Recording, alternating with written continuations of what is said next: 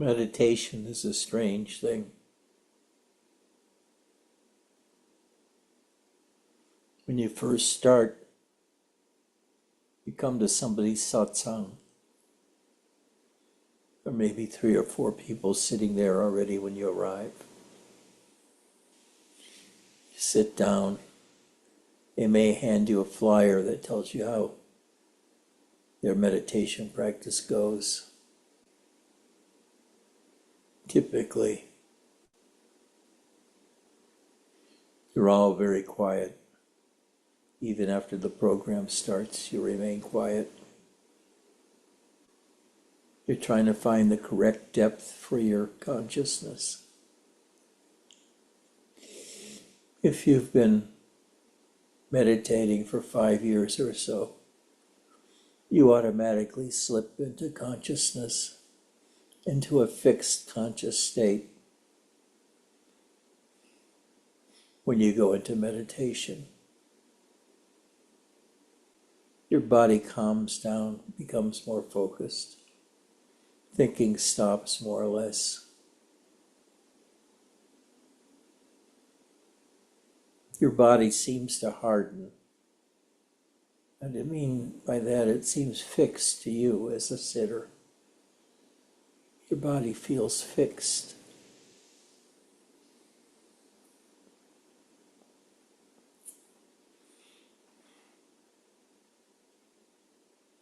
And your mind has gone far enough away that you know that what's coming isn't the mind anymore.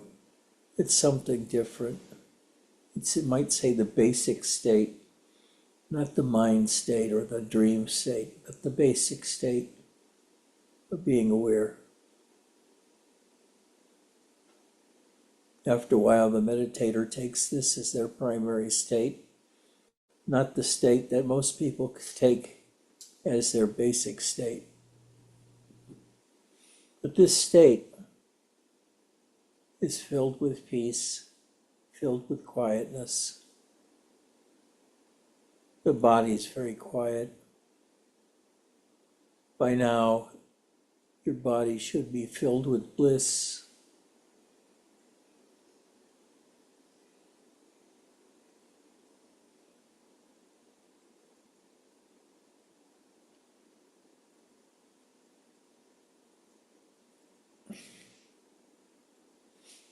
The more still you sit,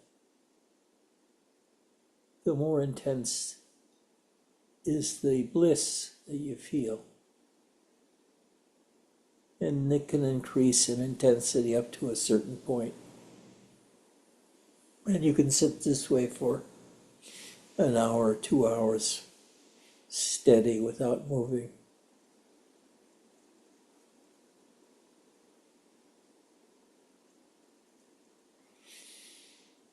And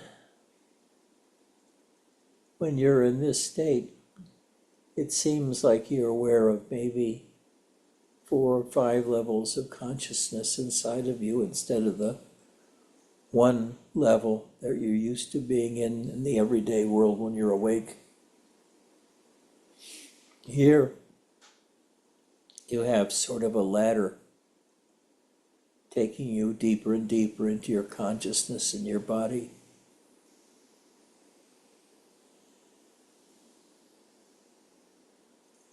And usually you ride that elevator down to the depth you feel best at, which is usually your most recently attained state of quiet meditation.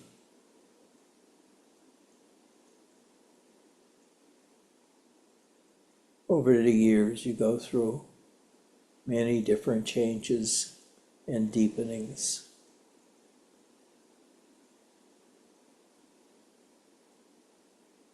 But in this state, what I noticed, it's a very simplified version of my everyday working consciousness. But it's so simplified, it's almost like an act or a show.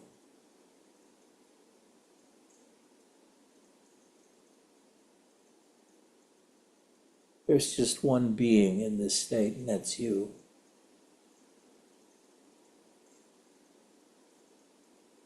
And there's only one level of consciousness in this state, and that's the one you're at right now. The more you practice, the more different states you recognize as your soul in meditation.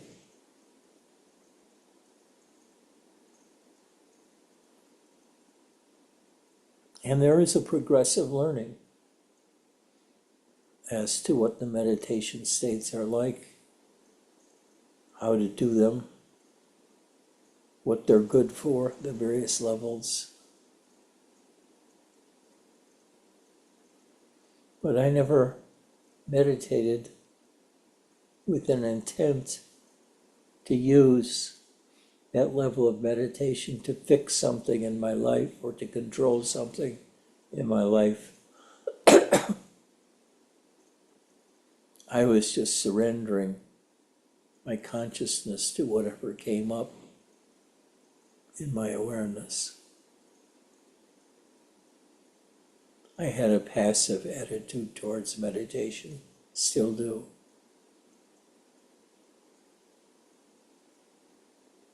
I have no need to capture a state or capture a feeling or capture an understanding. That's all done with long ago. Now I just sit and enjoy being with myself. Sitting here in the quiet of our satsang, feeling the weight of consciousness. When you first start feeling or meditating, you can experience consciousness as a weighty thing.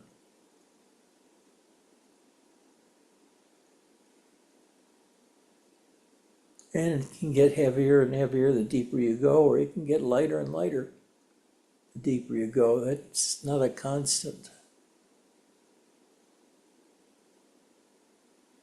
And when you're sitting and just talking like I am now, while remaining in that deep state,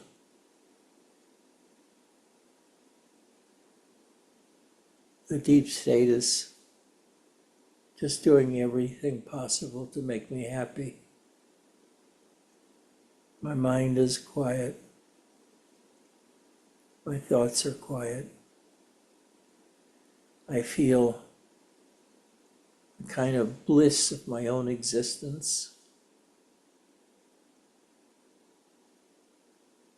And it's mostly felt along the front of my body, from my head down to my legs. It's not always this way. It can be any number of ways.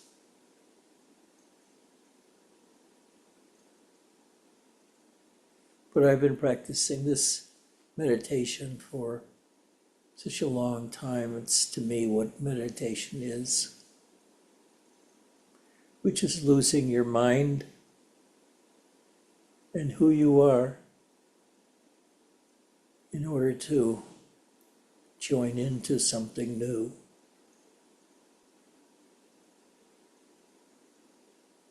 Something kind of magical in terms of the energies experienced, and a sense of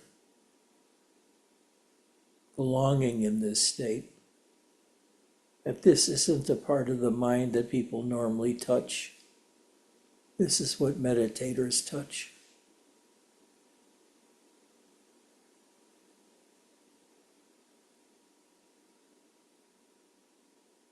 An advanced meditator leads a pretty happy life, even if his means were screwed up and he had polio or cancer or something like that. He wouldn't be that moved by it.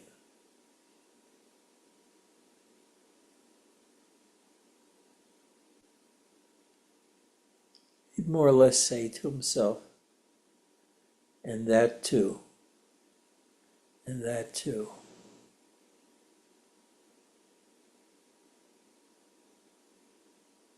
The bliss can deepen, filling the middle and your body or your whole body, it can be, with a fire-like attention. And it does feel like my body's on fire somewhat, a cold fire, but the fire of knowledge, of knowing what's there, which is nothingness. But it's a peculiar kind of nothingness because it's also fullness. But you can clarify it until you get rid of the center, coordinator, and you get rid of the practice that you may have been doing, like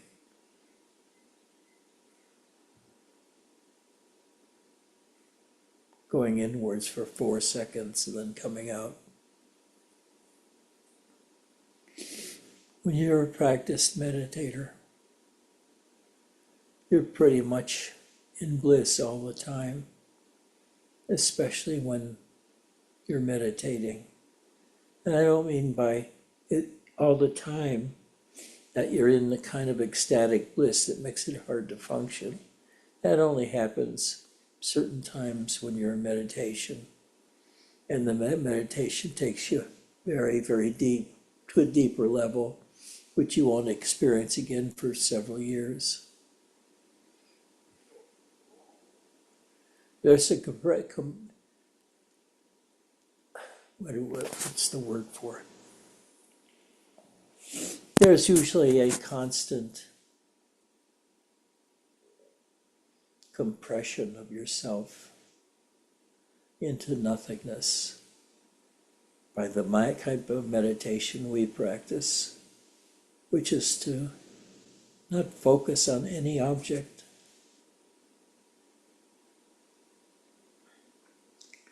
Just sort of sit still and wait to see what happens. But wait without expectation, an expectation which may create a kind of form to be filled out in your next vision. Happily, that doesn't repeat itself too much. But what I just feel is happiness. Happiness.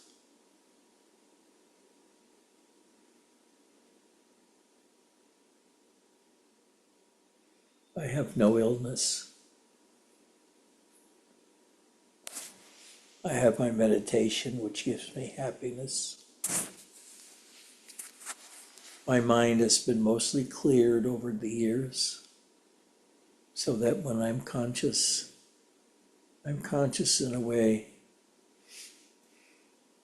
that's not too hysterical anymore, where life just unfolds.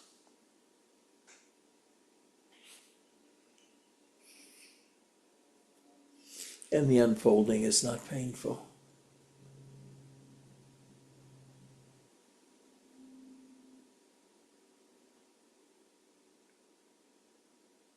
I'm very aware of the stories of people who have practiced meditation in a duressful situation. And all of the extremely disturbing experiences they might go through.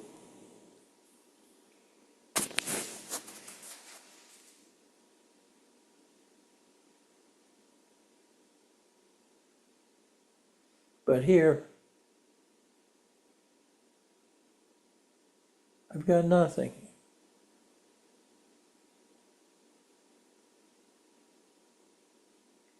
My consciousness is here, but it's not seeing anything. It's hearing things. My eyes are closed, my nose itches. But I'm still in this other world of the inner world rather than the outer world. There's two me's in this world. One is that of the body, the external body, the external person. And the other one is of the internal or the deeper consciousness, the one that's aware of consciousness in one's own self at the deepest level.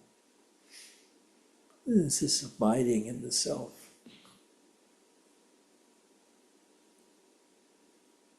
Now,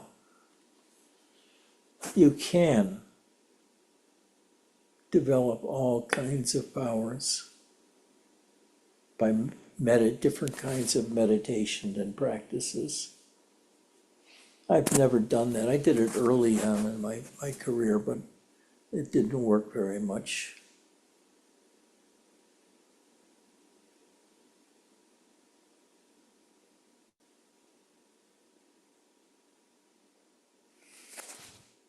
One of my teachers, I forgot which one, said he got to the place where he couldn't control others' movements. He could make them stand up and stand in a place for a while, then walk off in some direction, come back. He'd do that with his mind. But after a while, he said he began thinking of this is pretty stupid to be doing.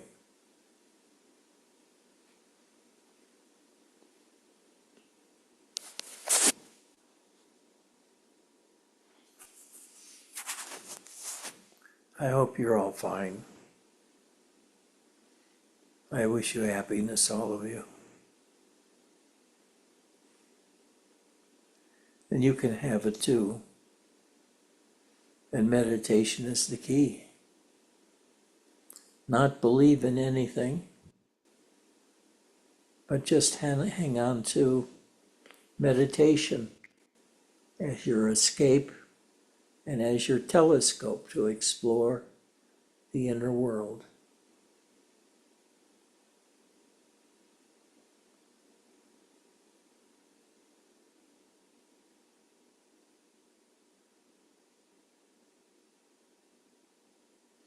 It does feel, even now though, strange that when I'm concentrating on my body and find it to be so totally still,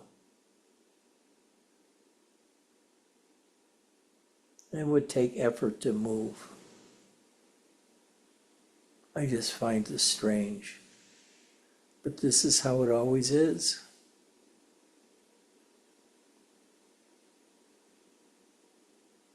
And later I can go down deeper places beyond the thinking level, and I can't remember any thoughts I may have happened in that time or conversations. I'm not there.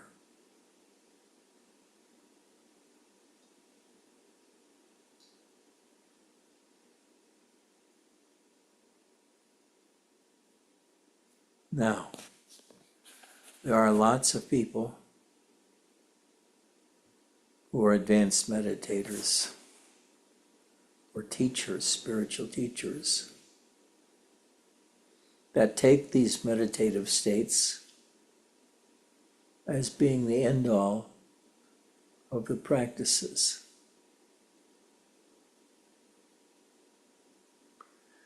I would rather think of them as having built a foundation of awareness within myself and between myself and the universe and myself, to a point where I feel very comfortable at all times.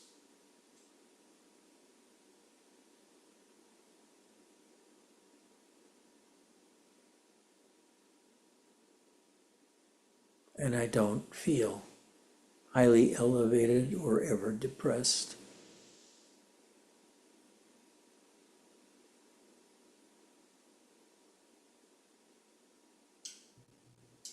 But my mind has grown weary of doing things it used to do. I used to excel in mathematics. And now I couldn't look at a mathematic book. I remember how much strain it caused me to follow the mathematical reasoning if it wasn't laid out correctly or easily available, and how that strained my mind, and how painful strained minds are. I could focus very easily for long periods of time, doing lots of different academic things, reading or thinking, building a model. But I use that power to be able to do that, to enter this inner world where everything is here available for me. New world.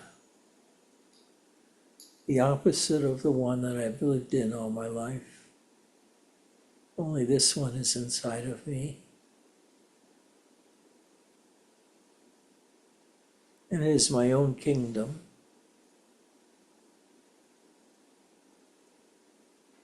One where I can be happy, living in a world where I want nothing.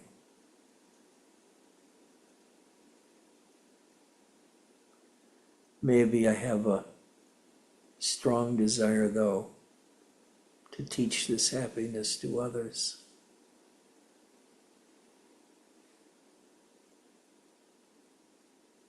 And that would mark a weakness in my conditioning by having some idea of compassion or saving people.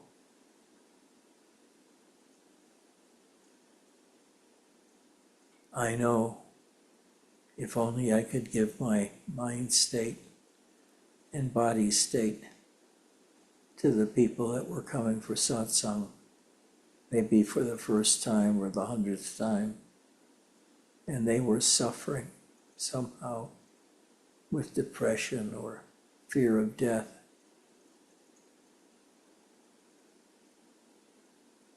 Or with getting lost in the emptiness.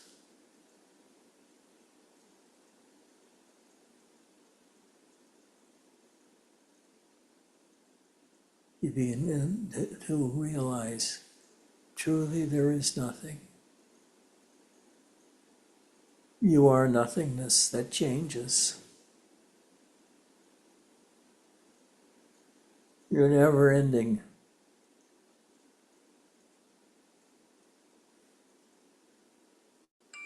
Conscious dream.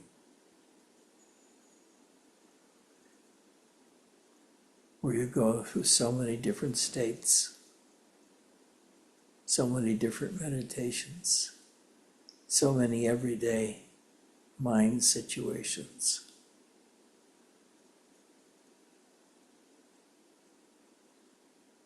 And when you're a meditator, your tool is meditation. That's what you use. Some artists use whatever art form that they're interested in as their media. Meditators have one form, which is meditation, but meditation itself has many different forms. And what is experienced can also differ. Except after having done this for well over 50 years, it's pretty much always the same to me.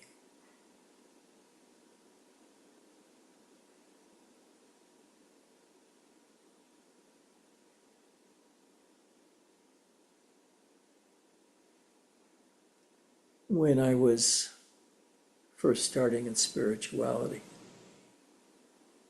I was under the impression that a strong meditator had developed a strong mind that could affect the world. But it isn't so, really.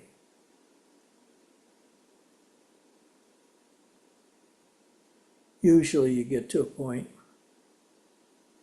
where you enjoy what's going on in your mind in meditation,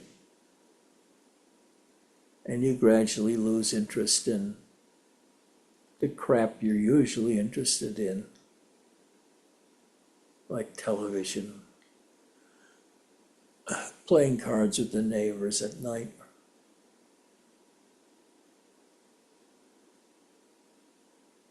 going to movies. Going to movies seems so fake after a while. It's like going to listen to a concert that you've heard 30 times before.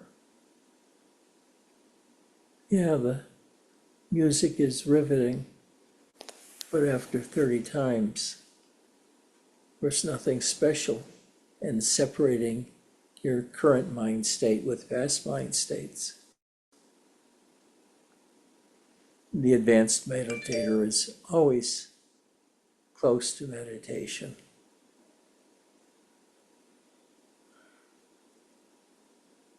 In a sense, meditation ruins a person for the enjoyment and expansion in other areas other than spirituality.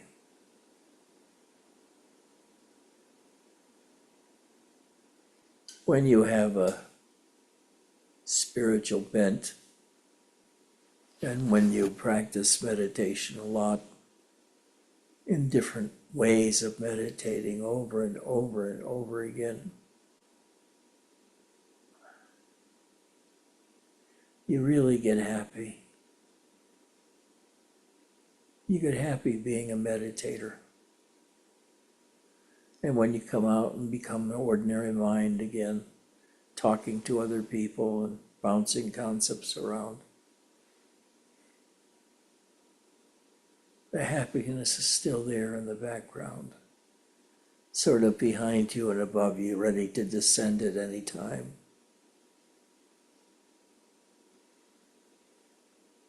Being this person, as I described, as an advanced meditator, can go from being in a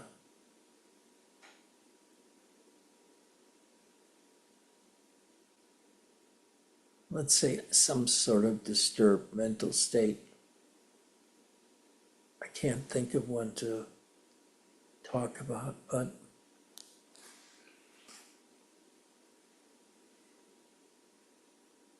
"30 minutes later, that state won't be there. He or she will have moved to a different state, which may or may not be gentle, which may or may not feel loving, which may or may not feel blissful.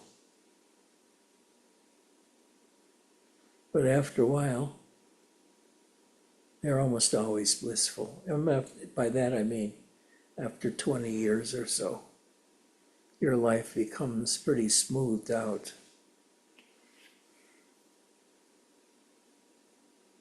And it's filled with dip after dip after dip into deeper levels of consciousness in yourself.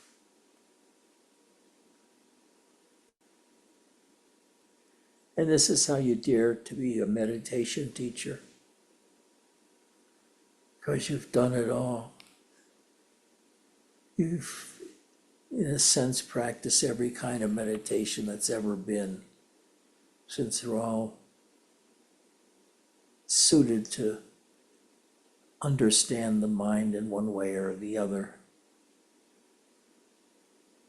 And they're all related.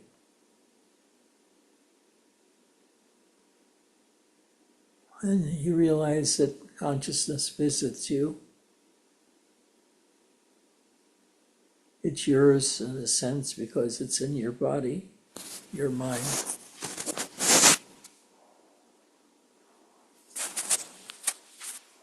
But it's not yours in the sense of you being in control of it and like an automobile.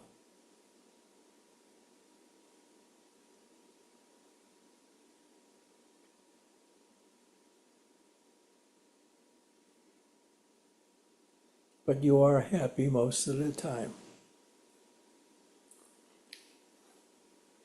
You are blissful much of the time. You are happy much of the time. But happiness for you has changed. Happiness before was sort of getting in a situation where all of your desires are being met and you're happy. But this place of yours where there's happiness is one where there's nothing, no thing, there's no phenomenal thing. And when that happens, the phenomena of happiness appears in you.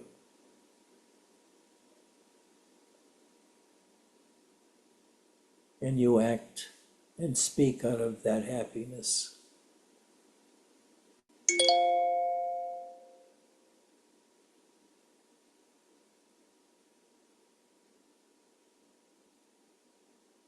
I can understand why not a lot of people commit to a life of meditation, because after all, it's effortful without any financial or physical remuneration in any way. Its sole function is that it makes you happy. It slows you down, makes you feel fine doing nothing.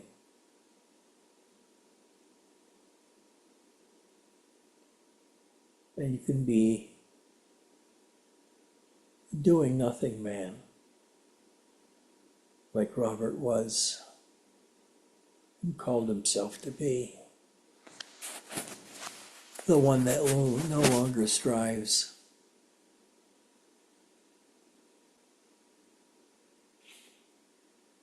The one who knows that all wants and needs are going to be there and available.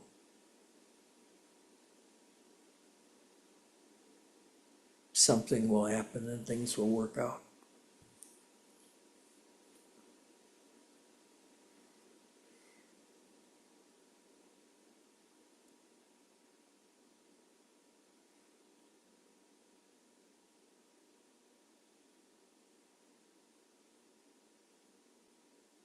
I have a friend, Swami Shankarananda. Shankarananda was with Muktananda in the 60s and 70s, both in India and in a meditation center in Upper New York.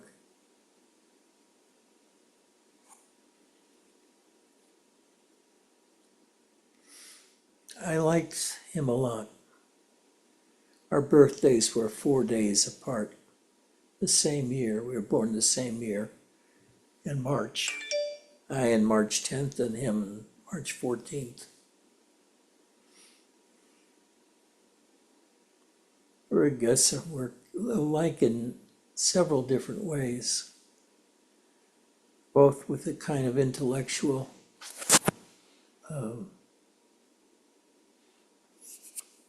ability to think and find the core, the answers, questions.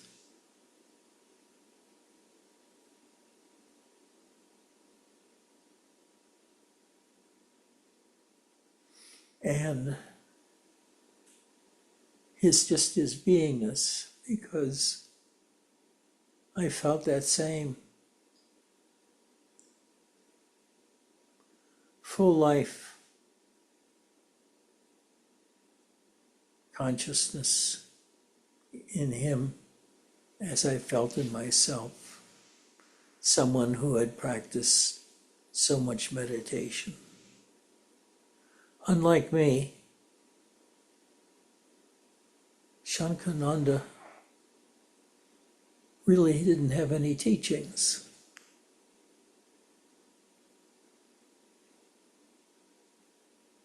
It's so amazing. He was able to talk for hours, and having not said anything, if you try to figure out what he was talking about, it never made any sense.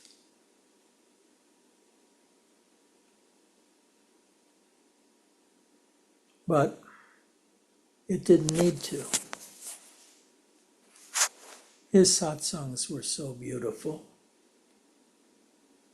There was so much spiritual power in those satsangs, that the energy was there, coursing through everybody who was attending.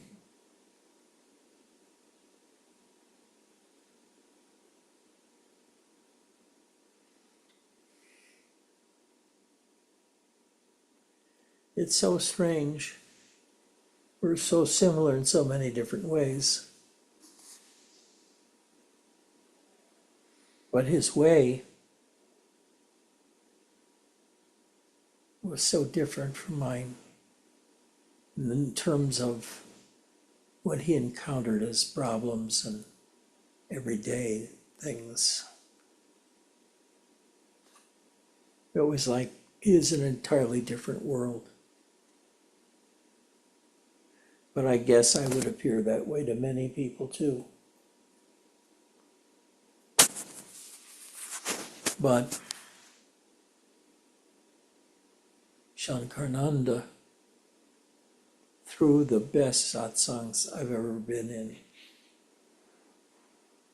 with music, with chanting, with a talk, with meditation. But more or less, it was the underlying bliss that used to come out even in my early stages of meditation. There, it had come out a little bit, inviting me to come the next time. And over the years, I explored a vast world of meditation and meditation type experiences. Meditation developed abilities, different states of having a body stiff or unaware, unconscious.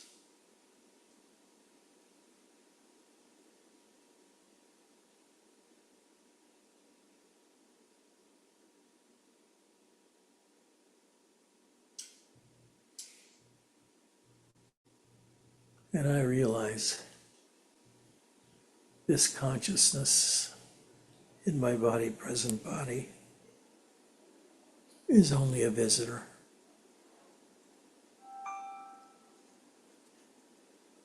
I get to fuck around a little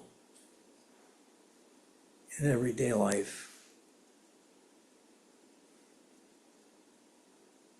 and work it out or leave it alone and drop it.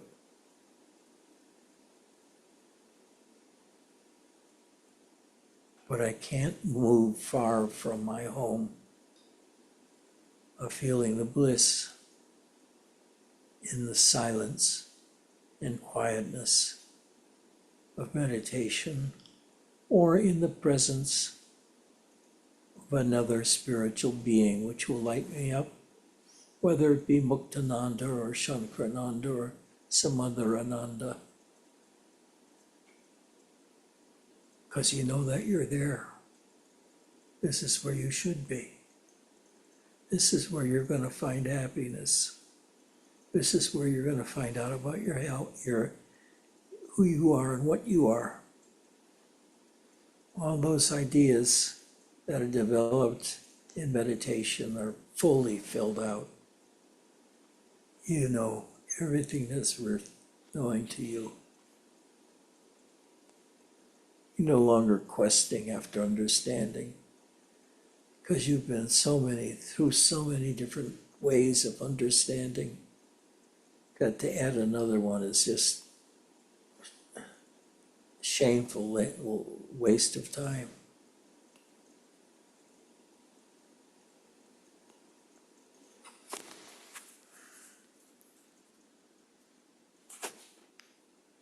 You can really be happy doing nothing, just being yourself, washing clothes, walking down the street, having coffee, talking with students, talking with teachers. It's all good. What makes it good is there's no more pain anymore in my life.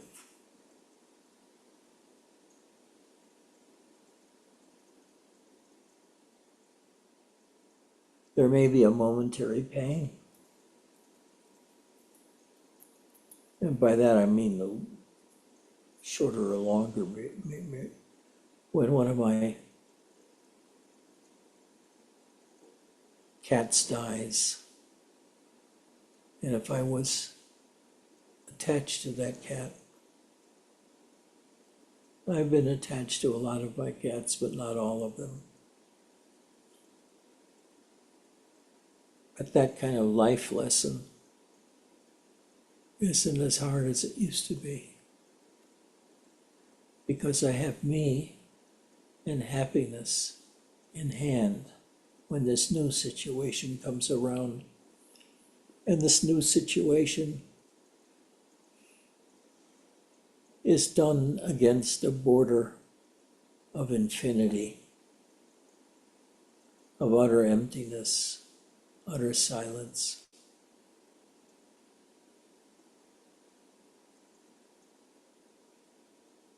So what can I do more than this? The only thing I can do is teach and try to give back to some people. The idea that they can capture happiness, but by more or less going deeper and answering the questions that have bothered them for many years, or most of their lives. Those questions go away. They don't matter anymore.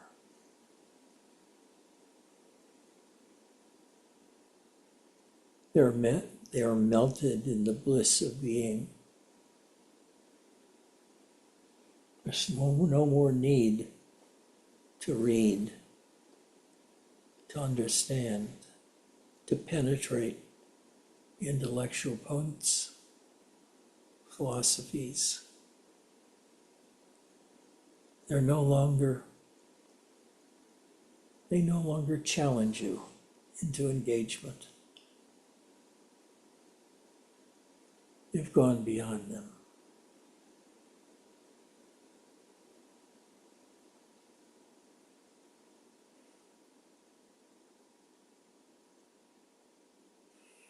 Okay.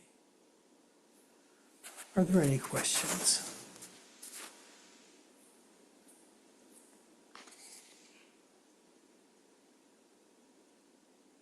Hi, Ed. It's Michael. Hi.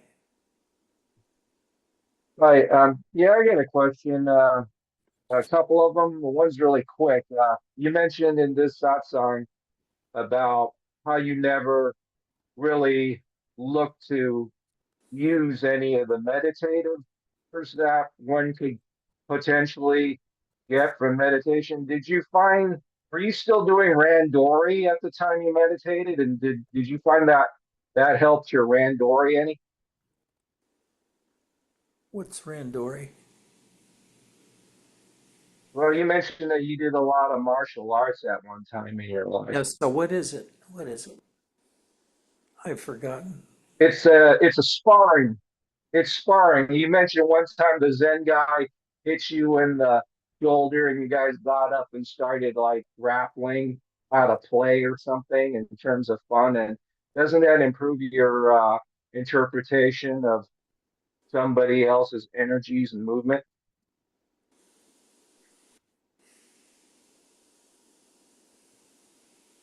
Boy, that's a hard one. I have to think about that for a while because what you brought up has a mess of other linkages to things that are kind of not to be pursued because they weigh you down. But you're sort of asking, does it make you a better driver, auto driver, or a better poet, or a better strongman, or a better teacher? No, it doesn't, I don't think. It makes you a happy one, a blissful one, an empty one. You're empty of all that shit that's been following you through your whole life, that have been tossing you around like a leaf in the wind. That leaf is gone and you're just laying there, and you find out laying there that you're pretty happy. Just hope some son of a bitch doesn't step on you. And even if they stepped on you, it'd be okay because it'd feel, wow, that's not so bad. I can't answer it any better than that.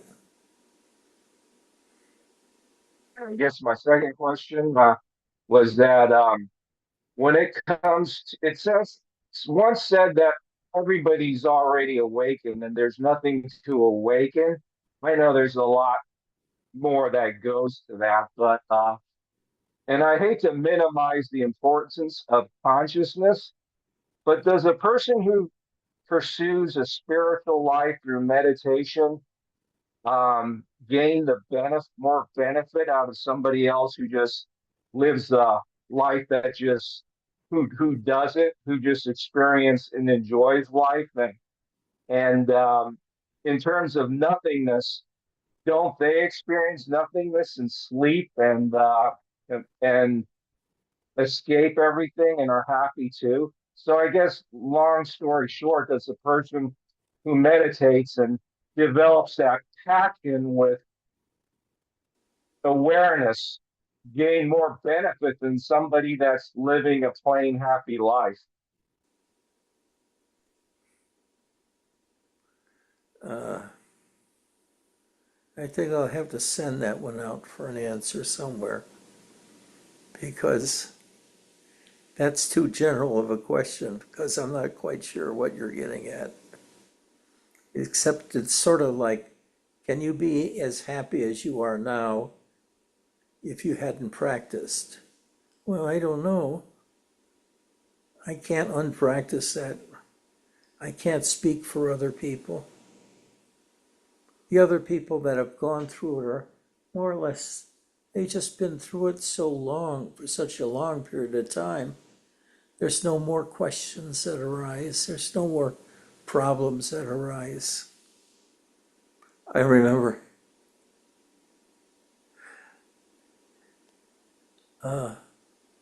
Shankananda told me once that he got very upset with his wife at the time. And he ran up to Baba and said, Baba, can I beat my wife? So I guess you don't get 100% happiness with, but you know, it doesn't make any difference no matter what happens to you. It's not unhappiness anymore. There's no unhappiness. So happiness is something different. It's functioning It's functioning with a beingness that has been made divine. You are divine. The essential you is even beyond consciousness. But you get there by feeling the consciousness. And the consciousness is so damn happy. That's all I can say about it. I can't talk about alternatives since I don't know any alternatives anymore. I've been away from them for so long. But I do know that meditation and leading a spiritual life, after a while, when you've gone through it for a decade or two, you'll find out that you're in a very nice place. Guaranteed a nice place.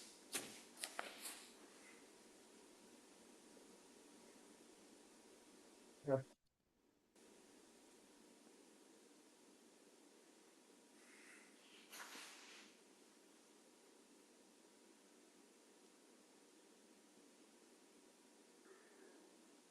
Sarah, do you have any questions? I never have a question. I know. I have a good feeling though. It's really important for me at this age of my life, this age, whatever, that I use my meditation,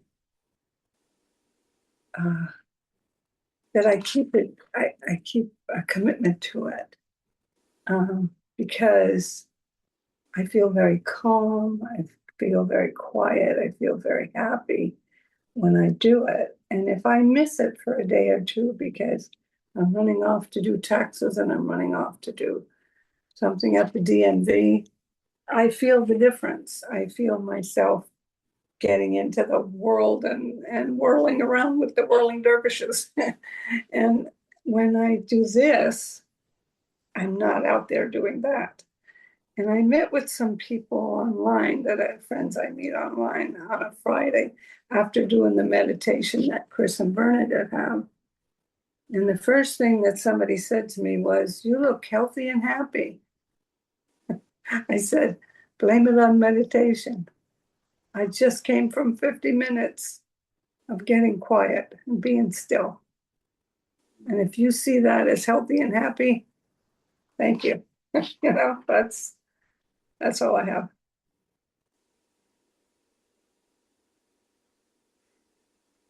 Vesselina is smiling.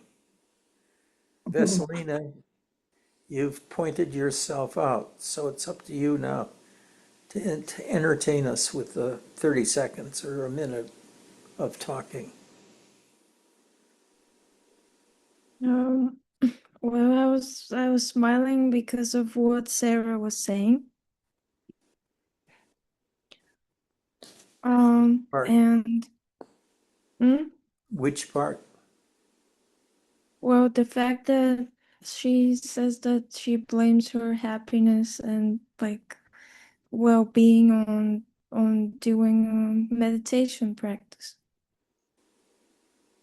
And I don't know, I wish more people were open to it.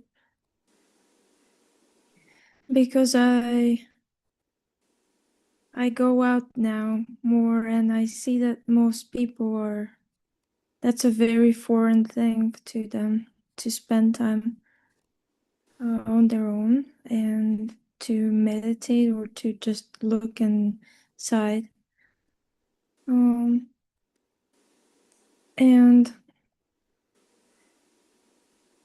yeah.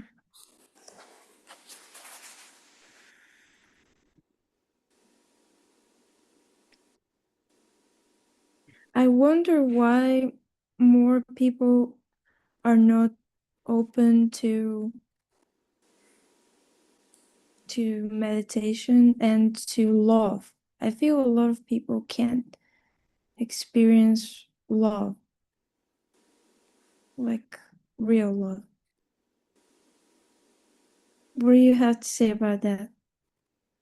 None of your business.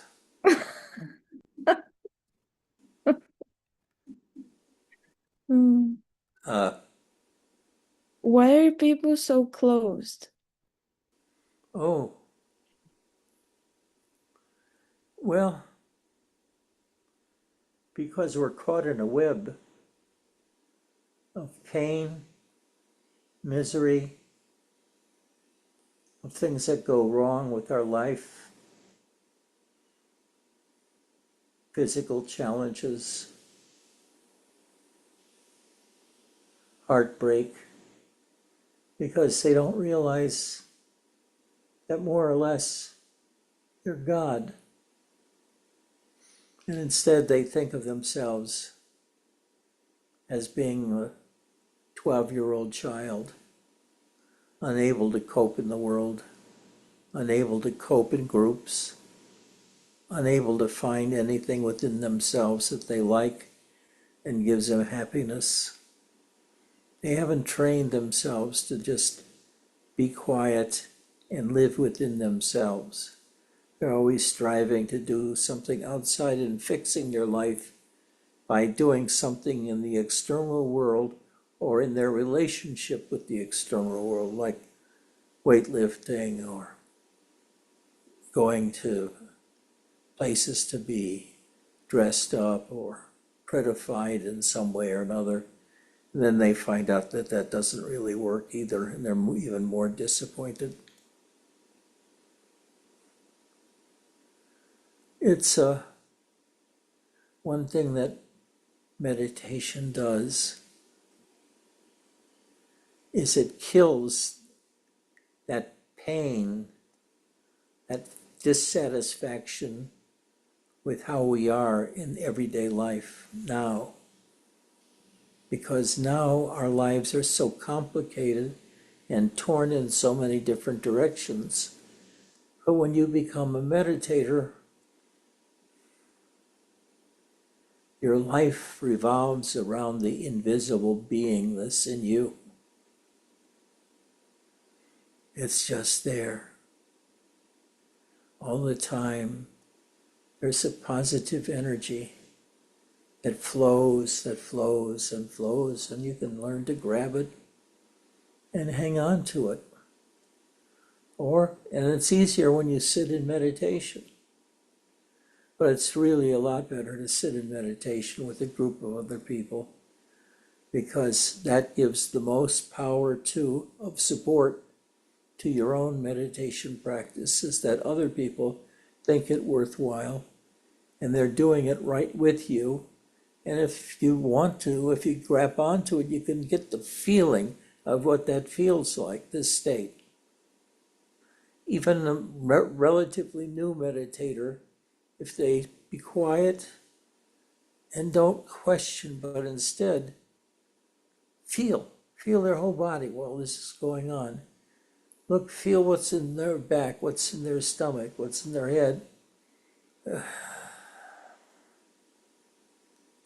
And this kind of direct introspection of who and what you are in silence and aloneness gives you an armor.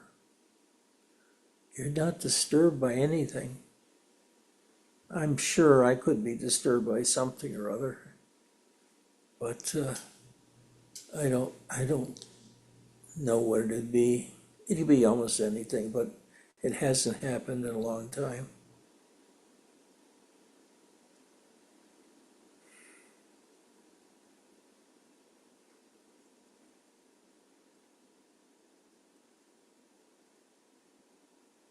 Ian, you fully agree with what I'm saying. What's your experience now? Well, I was listening to Mike. Can you hear me? Yeah. Yeah, I was listening to Michael, and for me, the result of my, not necessarily my meditation, but my spirituality is a reduction in the need to get questions answered. And I'm coming into the understanding that, as Vesselina says, why can't people experience love because they're addicted. They're addicted to this idea that I handed down by their parents when they were 2 years old, and they fell for it. And I see the whole world now as still addicted in a real 12-step stage. They haven't handed their life over to the care of God. They are trying to make it work, and as the Buddhists always say, it's want, want, want, want. And for me, it extended, when I realized it extended right into my spirituality, that I wanted awakening. I wanted anything that wasn't here. It wasn't going to happen. As soon as I was able to, through practice, through meditation, but through general releasing of what's happening all the time, I was able to just be. And I am just being most of the time now. And yeah, shit comes up. Of course it does. You don't lose the world. And I realised most of my spirituality was attempting to escape from the world. I don't have to escape from the world. I can live in the world, but not of it. And it's an entirely different thing. But the recognition that the whole world is on an addictive trip, and I really mean addiction. This is really serious stuff. That if you think you want something, Michael wants to know about, will martial arts help? I don't know. Maybe it will, maybe it won't. But I know that what really helped me was nothing, because it was the Shakti. It was actually the one thing that helped was like Vesselina does. She turns up. She keeps coming, and just being open to it. Nothing, and in fact, any other practice that I consider as important to my transformation is just all going. It's my transformation has its own path, managed by God, managed by Shakti, nothing else. So I'm these days very leery of any theories that come up, because my mind still brings up theories. I'm very leery of any theory that says, well, if you do this, you'll be better, because it never did work. And I don't think it ever will work. That just being and experiencing that process and experiencing exactly what you talk about. Yeah. So what did you ask? How am I going? Obviously, I'm going okay. Yeah. So you're leery And of a it's lovely. theory. Huh? You're leery of a theory. I am leery of a theory, and yet I chased theories my whole life. And the first 30 years of meditation was chasing theories. Maybe this guy's got something for me. Maybe this technique will help. What do you think of that technique, Ed? No, it's all bullshit. Just sit, and let the Shakti come in. The Shakti will do it. The Shakti is everything. The Shakti is here now doing it, and I don't have anything to do with it. And I was asked to speak about love a couple of weeks ago, and I said, I have no idea what it is, so I'll speak about where I am in the moment, because I can't speak about anything anymore. I had ambitions. One of my big things. I was ambitious to get somewhere. That's not happening now. Yes, it's taken 79 years to realise that. I'm a slow learner, but yes, we are a slow learner. I think the only thing, looking at Jay there, my old mate, he knows that it just takes time. It just takes time. And if you're looking at an idea or a practice or a theory, that you've got to look at why you're asking that. Are you hoping for a faster result? Because if you are, it won't work. It's taking the time it takes. That's all. Nothing more. Lovely to see you, Jay. Lovely to see you, Vesselina. Yeah, life is good, man. Life is good. Thank you, Ed. Thank you. No, I can thank you in a big way, because you carry the Shakti just by coming, listening to your bullshit every week. And you carry it. It's not what you say, because you talk about Shankar and Nanda so many times. It doesn't matter what you say. The words don't matter.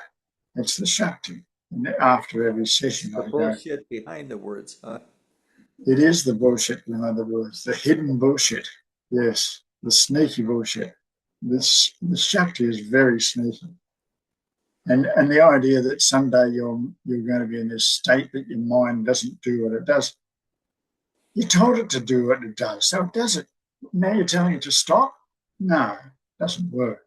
You can be in the state, but your mind will continue to go on. Cassie says that her processing is done at night because she's all sorts of stuff come up at night. That's how her transformation is. It's not how my transformation is.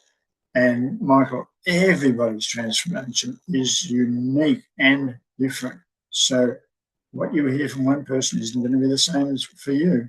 So, but it's that believing in your own transformation, I think, is really key. That it's really happening for me. It's individually crafted by the Shakti for me, and all I have to do is get out of the way. Not anything special. I don't have to be a Zen master. I don't have to have a Kundalini awakening. I don't have any of those things. But just be who you are. Yeah, and you said, what if there are happy people around? Right. But it's still just your mind. It's the only thing that matters. Your mind is creating all. Yeah. I think of it. Talked enough as usual. Anybody else? Sarah? Do you have something?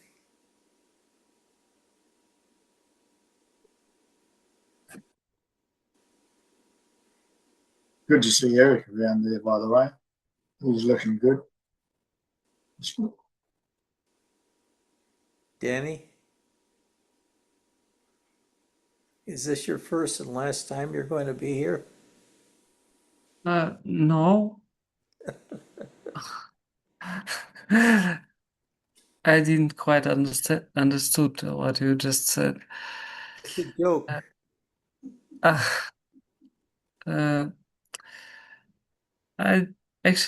I don't know what to say. I'm happy to be here to see everyone, and really glad to be here. Your accent sounds Russian. Yes, I'm Russian. Where do you live?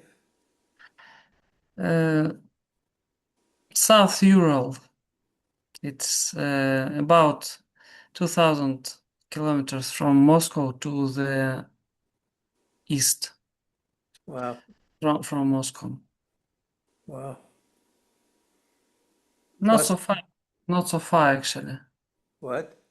Not so far Not from so Moscow. far. Glad you come. Keep coming. It gets worse.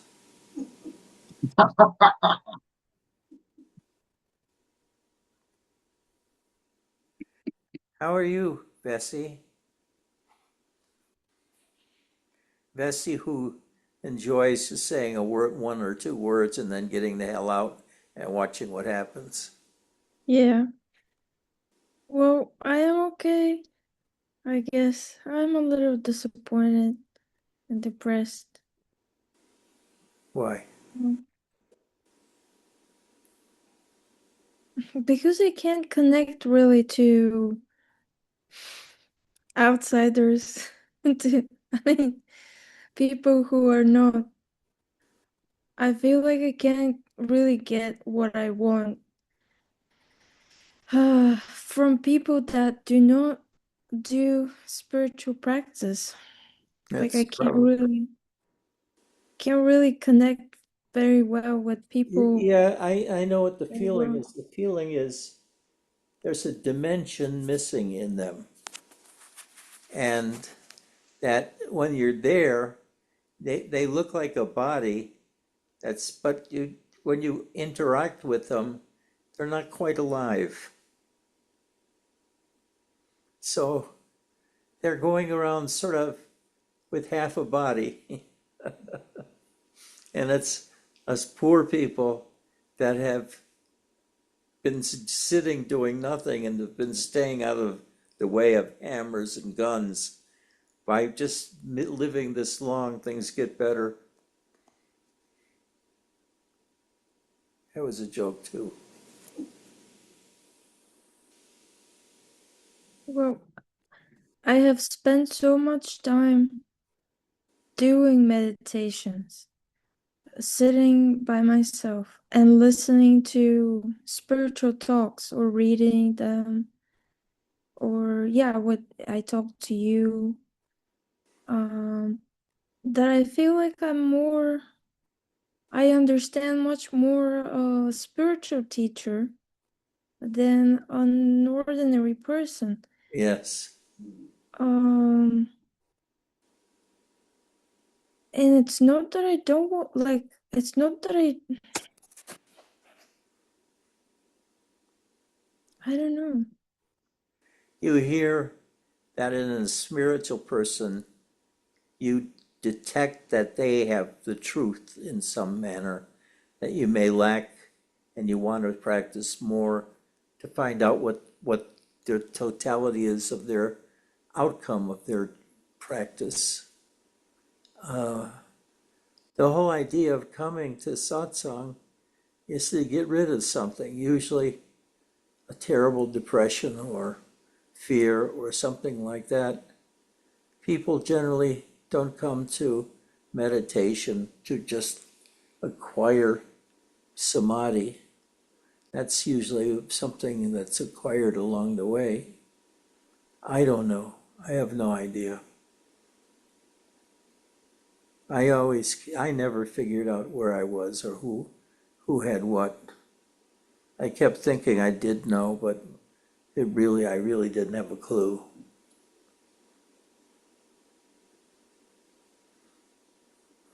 So anyway, I love you all. We'll do this again next week, right?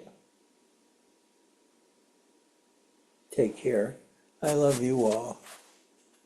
And there's Karima. Can you say I love you? Karima's attending silently. She feels better than all of you, and she doesn't want to lower herself to join us. Bye-bye. She doesn't need to. That's probably what she would say. Bye-bye.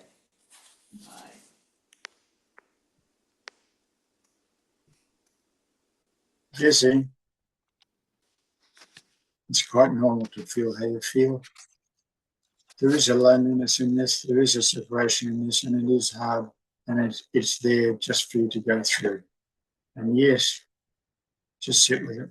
It will change. But it's hard. Yes, it is hard. I saw a little meme the other day of the Zen way, and it said the Zen guy sitting there with a lovely flowing waterfall next to him, and it said, this is what he thinks it is. And then it said, the real Zen, and it was him sitting in a fire.